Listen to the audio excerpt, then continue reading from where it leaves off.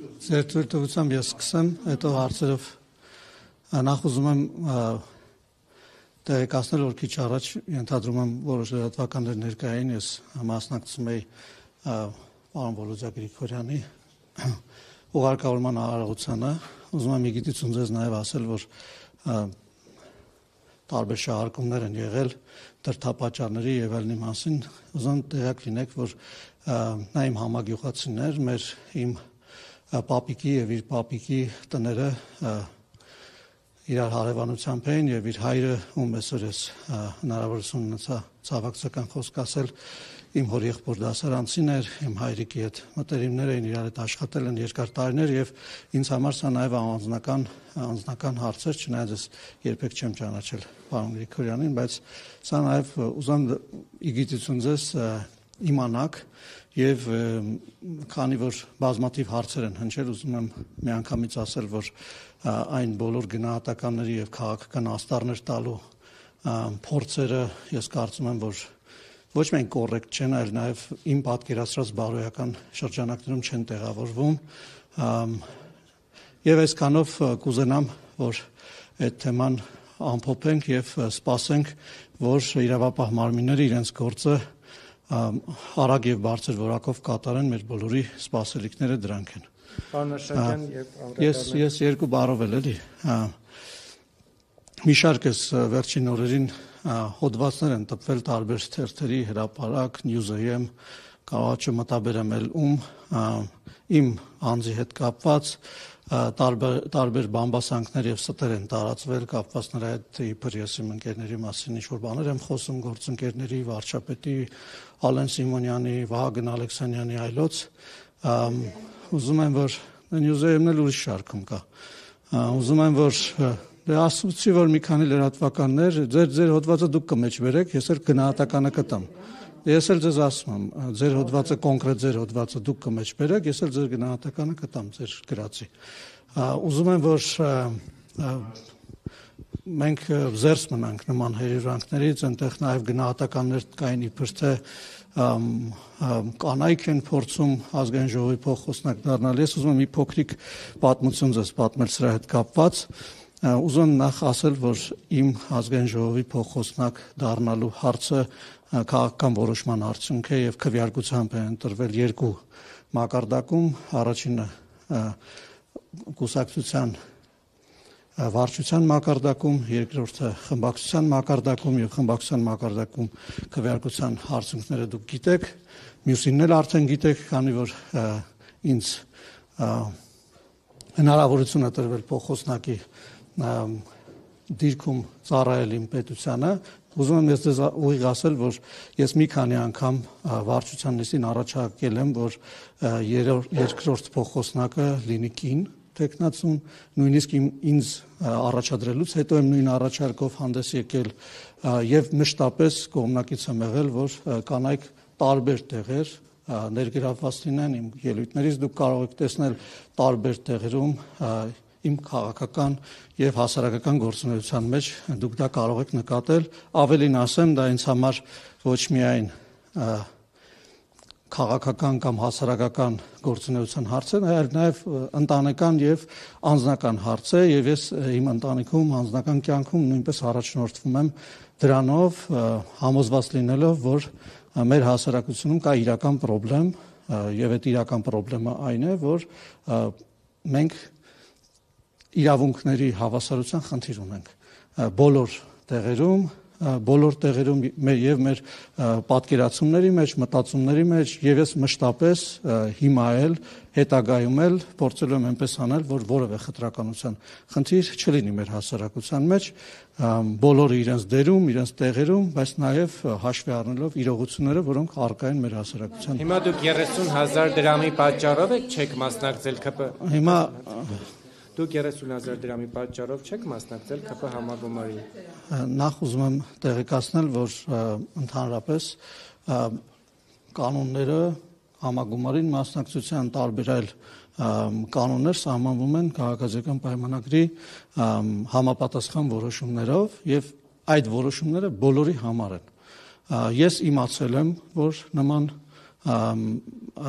որոշումներ կան կայացված, ես իմացել եմ իմ պարտավորությունների մասին, մշտապես ես իմ պարտավորությունները կատարել եմ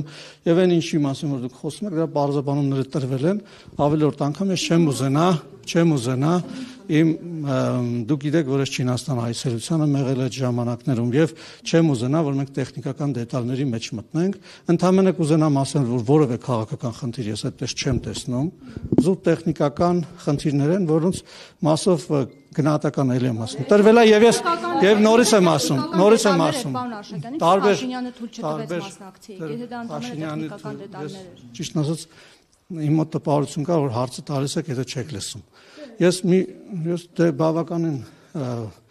պարոն Ֆարաջյանի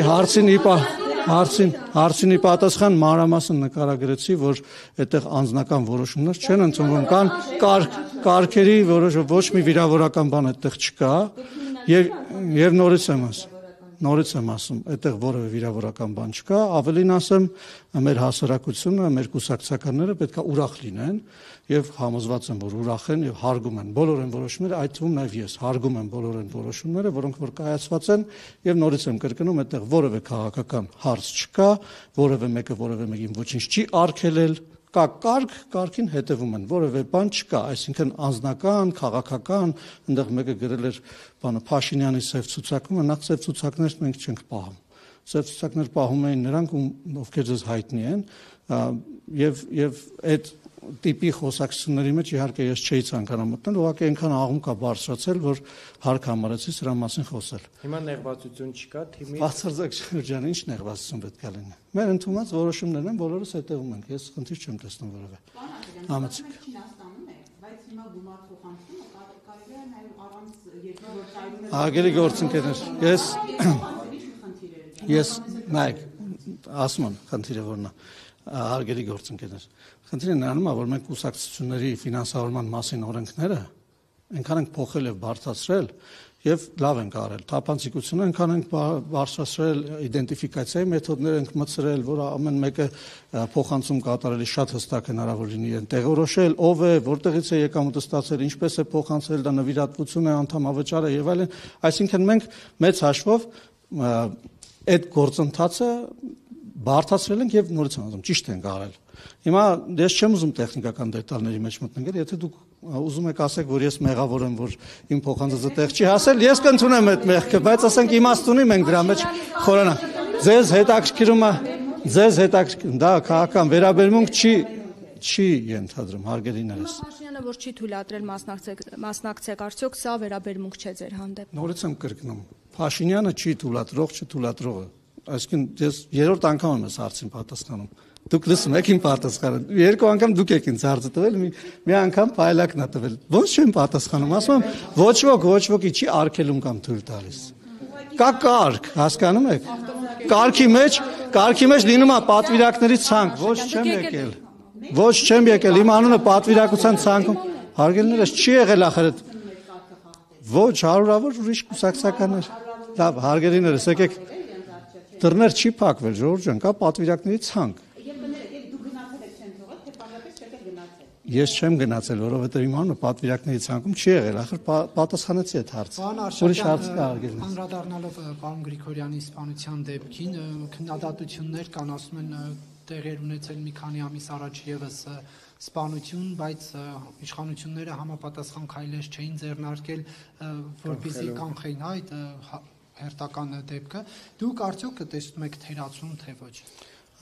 Ես նախ ուզում եմ հարցի կոնտեքստը հասկանանք, էլի դուք փորձում եք մի բանը մյուսի հետ կապել, ես համոզված չեմ, որ դրանք կապված են, հասկանում եք, եւ սա արդեն ինձ հասցեագրված հարց չի։ Ես ուզում եմ ոչ թե դեպքերը կապ ունեն, այլ մեզ 100,000-ավոր մարդիկ են իմանալու, էլի։ Ես ուզում եմ ասել, որ մեր ակնկալիքը այն է, որ ցանկացած հանցագործություն, մանավանդ այս տիպի հանցագործություն շատ արագ բացահայտվի եւ պատժվի։ Այսինքն մեր ակնկալիքը միշտ էլ դա է եղել, հիմա էլ է մնում դա եւ բոլոր հանձնարարականները դրա մասին են, բայց ես ինձ թույլ տվեք չմտնեմ։ Իհարկե պետք է լինի կանխարգելումը, բայց եկեք ես չմտնեմ իրավական հարցերի մեջ, որտեղ կարող է գործի քննությանը, նախաքննությանը, աշխատանքին վնաս տամ, խնդրում եմ, այդ հարցին իմպիչմենտի թեմայով խորհրդարանական լսումներ են ԿՊ-ում կամ մտադրություն միանալու գործընթացին։ Շատ հետաքրքիր հարց եք տալիս։ Խորհրդակցություն եք անում, կասկածներ առաջացան։ Խորհրդակցություն չենք անում, ազգային ժողովի խորհրդի նիստ էինք անում արտահերթ եւ ես կարծում եմ, որ դա անլուրջ օրակարգ է, նման քաղաքական օրակարգ չկա, եթե դուրս գաք փողոցում մարդկանց հարցնեք, նստում է բոլորի համար ակնհայտ կլինի։ Դե հարցրեք նրանց, ովքեր հայտնվածրել են այդ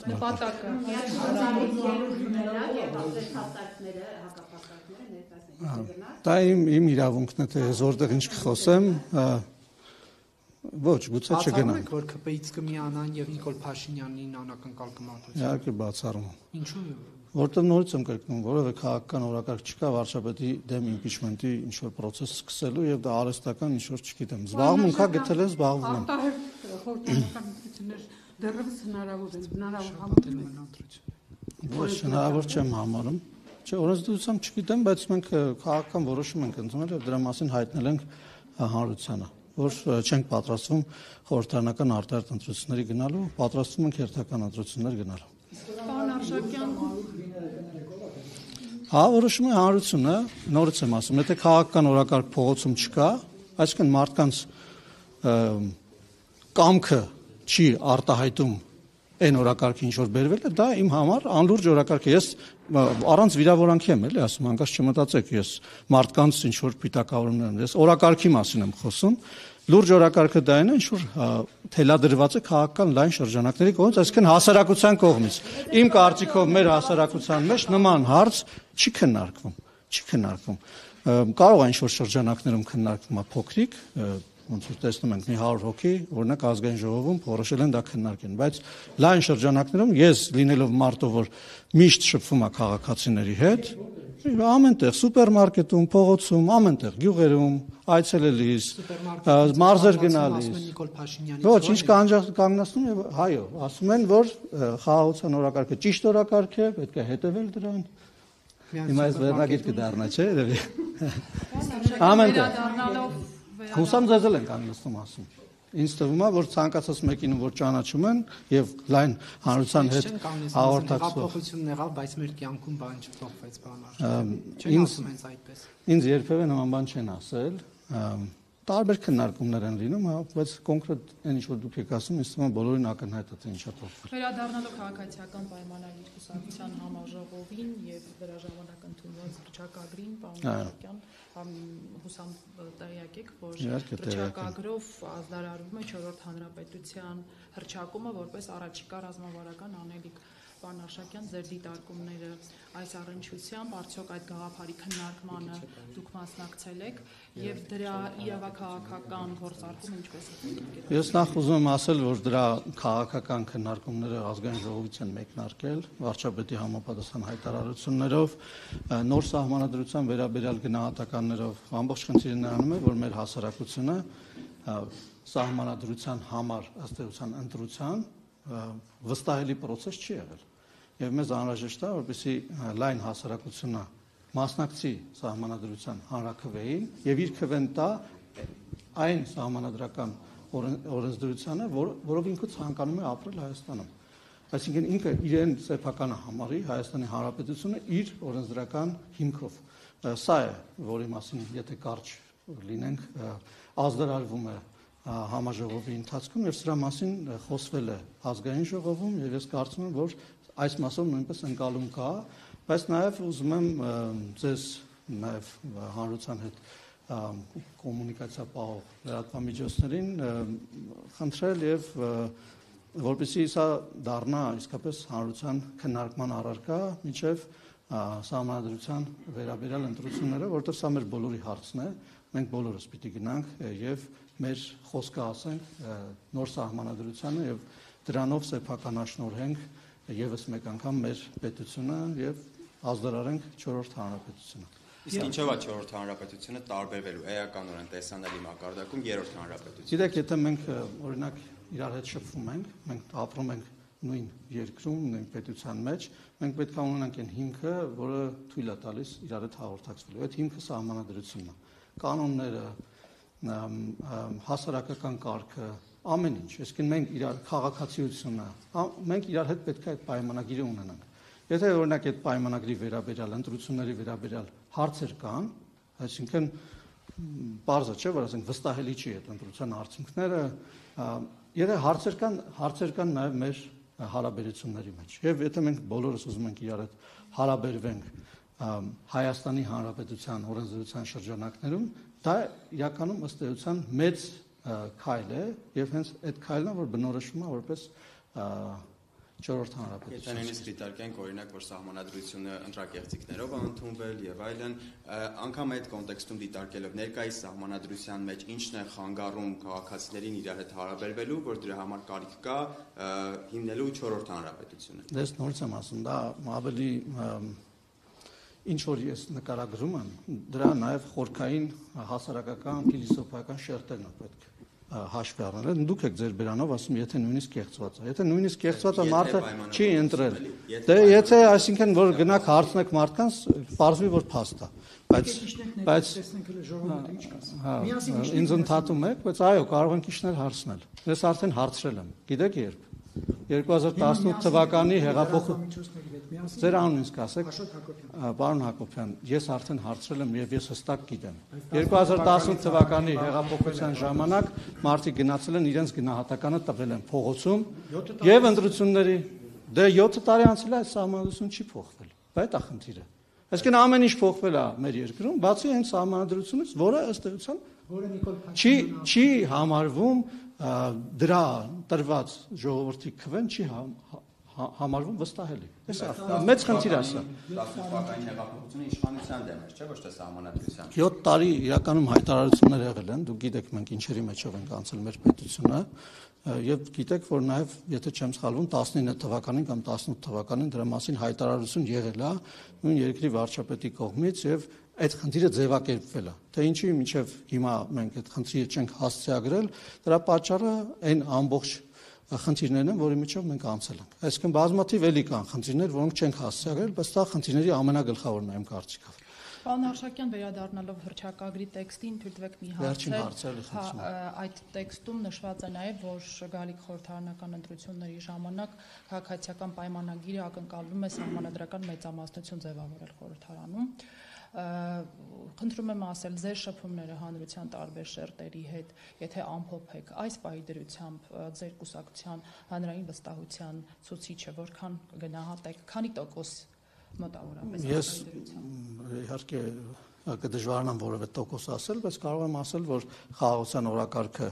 եւ այն քաղաքական օրակարգը, որը քաղաքացիական պայմանագիրը տանում է առաջ, լայն վստահություն ունի մեր հանրության շրջանում։ Այսքանով բավարարենք։ Շնորհակալություն։ Ձեզ շնորհակալություն, որ չմերժեցիք եւ այստեղ եկաք ուղղակի աղմուկից խուսափելու համար որոշեցինք ստեղ անենք, հանկարծ չմտածեք էլի, ես խորշում եմ եւ չեմ գալիս ձեր մոտ։ Ամեն ուզում եմ իմ սենյակը մեկ-մեկ գալիս եք, ուզում եք հարցազրույց վերցնեք, միշտ հարմար չի լինում, ներսից տեսնեք, որ այստեղ որևէ տենց տարօրինակ բան չկա։